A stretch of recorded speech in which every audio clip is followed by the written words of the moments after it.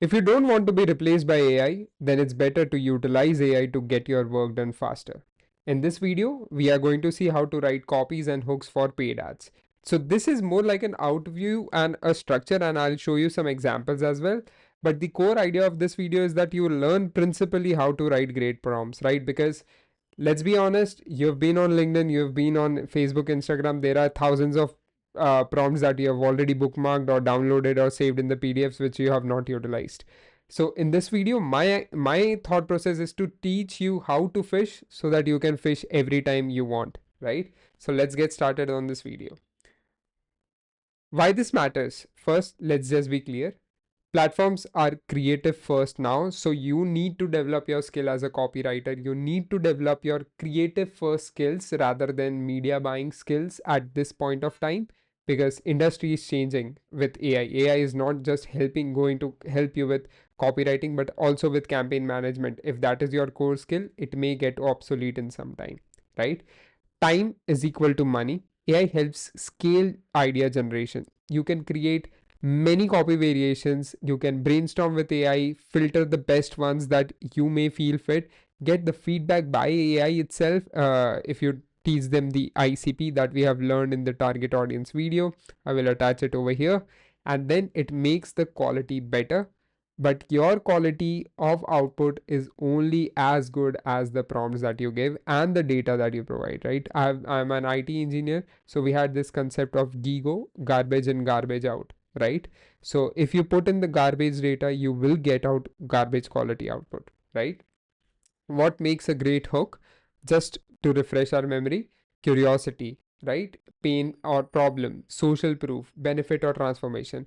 Whenever you are thinking about a hook, keep in mind that your user, who you are trying to grab the attention of, is actually scrolling on a social media platform to be entertained.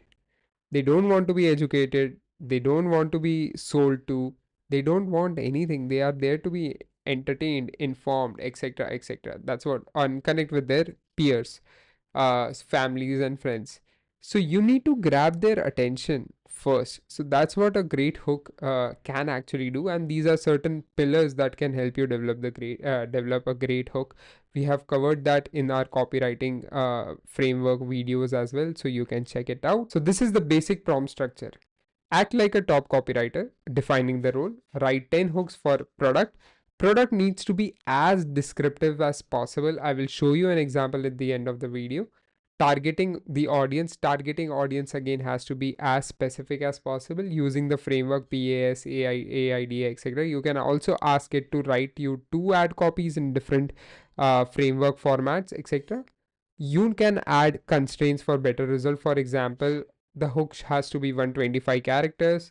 Tone, it has to be bold or it has to be compassionate, and it is for platforms like Meta, Google, Facebook, Instagram, etc. So it will help you with these constraints. Your results will be better. Here's an example, again a basic prompt structure. Act like a D2C copywriter. Write 7 curiosity based hooks for denim cohort sets for Gen Z women, right? But we can be even more specific. How your denim cohort sets are different from your competitors, what kind of offers that you are providing along with your denim cohorts. In Gen Z women, if there is any characteristic that your ICP is specifically having based on the price range of the products that we have, or the kind of audience data that you have already collected on your other ads, right? So all these things can be fed back to the AI in this prompt itself to improve the results. What is their motivation? We will see one example in the end of the video, so stick around, right? Then prompting for hooks with frameworks. Hooks should be max 15 words, like the constraint that we spoke about. Scroll stopping, we identified the problem, right? Like a user is there to be informed, entertained, connect with their friends and family, but you are going there to sell or educate or something like that, right? Platform story, Instagram story ad, so it can be as specific as it can be, right? And these are the common copywriting frameworks. BAB is also a great one that you can utilize. So copywriting for a full copy ad. Write a full copy using AIDA framework for this product, for this audience, with a tone XYZ, right? The winning formula that you need to keep in mind is offer, pain point, benefit, right? and then of course use all the copywriting frameworks and product definition, etc., to build it up, right? So here's an example. Write a bold AIDA ad copy for growth marketing course for digital marketers stuck at 6 LPA. This is just one idea of being specific. Now, along with this, I would have already trained AI about everything that I am providing in the growth marketing course, how it is going to help the digital marketer, what is going to change in the digital marketer, what mindset shift that they will receive. And then in this specific example, I am just asking it, because it has all the context, I'm just asking it to develop an bold ad copy that will stand out from the rest of the content that they are watching, and specifically talking to a digital marketer stuck at 6 lakhs LPA, right? Now, this is again out of research, right? Like the average salary of a digital marketing senior executive or something is around 6.4 lakhs, etc. So, growth marketing course can help them. So, this is an example of that, but I would have taken more context, trained the AI, and then developed the ad copy like this, right? Remix the prompt. Once you get the output from ChatGPT, it's not like you have to take it home, right? You have to give it feedback to improve as well. Now write short five. So here are some examples for remixes. 5 shorter versions. Change the tone. Like if you're targeting Gen Z or millennial or something like that. If your tone in the first copy is bold, you want to be a bit more compassionate, or you want to be very straightforward with your language, you can change the tone according to that also. Adapt to form. So write a version for LinkedIn, write a version for Instagram, write a version for Facebook, or something like that. You can be that specific as well. And extract headlines. Now, if your copy is created, this is something that I usually do. I develop the ad copy, and then through that I generate the headlines so that I can be more specific, because ad copy, in my opinion, is more detailed. To fetch headlines out of it is really important, and through this structure I can do it. But if there is a great headline idea, I develop it first and then go to the ad copy as well. It works either way, right? Limitations of AI copywriting: generic output. If your data and your uh, prompts are weak, basically your prompts are going to be straightforward, like it's like giving an instruction, but your detail, information, research, etc., has to be on point, so that AI is having as much context as possible, right? Emotional gaps: you need to highlight certain emotions. This is something that I do. I ask it as a feedback at times. Whenever the copies I have selected from all the outputs that I have received from AI, I ask it to see which emotion is getting triggered from this copy, right? If I want a certain, let's say, fear, I was reading a report, and fear is still the number one emotion that is used in marketing. If I want to trigger the emotion of fear, I ask it from this copy to tweak it like that, right? Needs editing. Again, as I said, don't just accept the ad copies that you have received. Don't be lazy. Go and edit wherever it is needed, and think of it as a tool, not your boss. It like you ask it to be a top copywriter, copywriting expert, D2C copywriting expert, etc., but at the same time treat it like as an intern, right? With interns, if you have worked, the more context you give them, the better output they are able to deliver. Same is the case with AI, right? Final tips: start with your ICP and offer, your products, everything, and then prompt, right? With your clear audience and value proposition.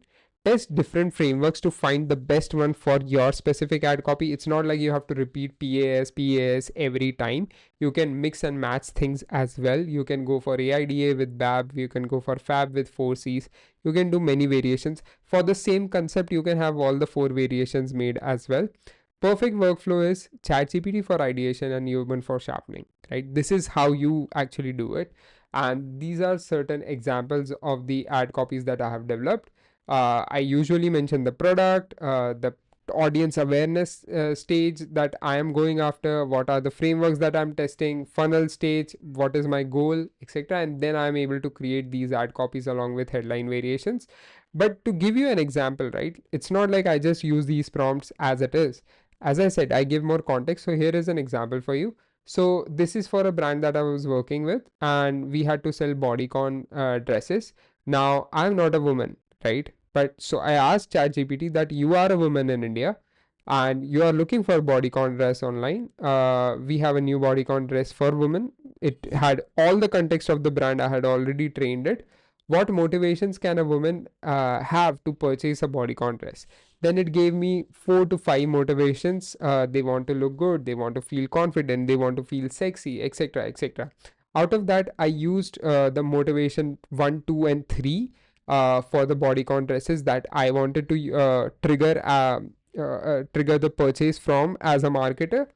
Now I asked it to act like a copywriter, make 2 variations for the bodycon dress. I provided it the landing page as well so that it can surf and find information related to price, discount, offer, whatever that is going on the landing page. I asked it to utilize motivation number 1, 2, and 3 out of 6 motivations that it provided me. And I also gave it some context regarding our offer. Then I gave it a complete context regarding our product description, which had some specific details. And the thing is that the bodycon dress, based on how we had developed it, it would make a user feel sexy after wearing it, right? That was like a core part. And we had a unique thing where there was a slit in the dress, right? So I even attached the image so that it can get a feel and a vibe of how the product can be, like as much context as possible. What it did was it created a very good copy, but then it offered it as a cheap product, right? Because we had a launch offer. But I didn't want to go from a marketing point of view. I didn't want to position the product as a cheap product. I gave it as a feedback. Now this is where you treat it like an intern. You give it more nuance of what you really want. Then I added a context of example as well. This can be added over here too. I missed it in this example. I can give it as an example. If you give an example, then this doesn't happen. You basically save one more step. But I gave it as an example. And now I actually gave it a feedback as well. You have learned better because the next set of copies were better. You have improved. Now here's another bodycon. Like in bodycon also we had another variant product as well. Again, I gave it an image, gave it a landing page, and then improved the copy further by say asking 125 characters of the ad copy has to be hook that grabs attention of the person. Just know that why they are addicted to that they are addicted to scrolling. So you have to be really strong with your own adding more context to it, and through that we were able to generate really good copies which had more than 4 to 5% in click-through rate for this brand, and it sold well as well. So this is how practically you use it. In this structure, it is more about keeping the basics in mind because fundamentals have to be very, very clear.